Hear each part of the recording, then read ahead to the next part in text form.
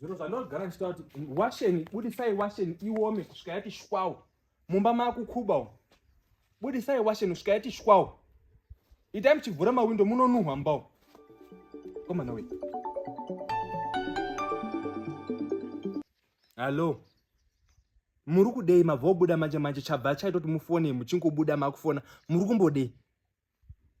Pane zvamaona online baba vhaika. Matanga utasa zviro zvinotsverudza imimi.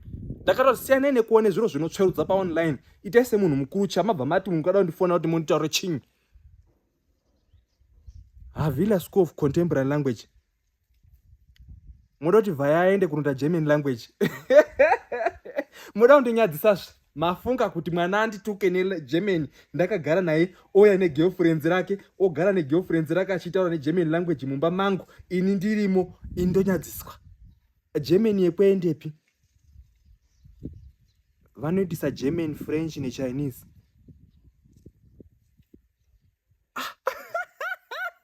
Munotaura kandanda kuita hasha.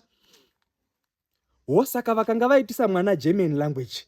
Vabva vamupa inozi apprenticeship yekuti anonoshanda kuGermany achienda kuskuru achitobhadharwa. Mari yemafizi ndoionepi muGermany? Ini zvangu chatsvara pachi. Ine nhamo yangu. Habhadhari fizi. Ndiye anonga achitobhadharwa. Imikani. Asi baba yemwana ndidi kunyepa. Zviro zvese zvinoda mari. Kuti ndimutore kuti aende kote Germany chero ndikada kuti aite Chinese chero ndikada kuti aite French yacho mari yacho handina.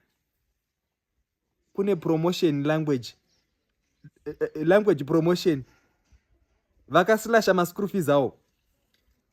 Zviri nani baba vai ndaremba nekuti mwana unorara mukitchen 25 years murume mukuru akarara ari mukitchen ndoti chimuka itione kubika mukitchen ngaachimboendawo Germany.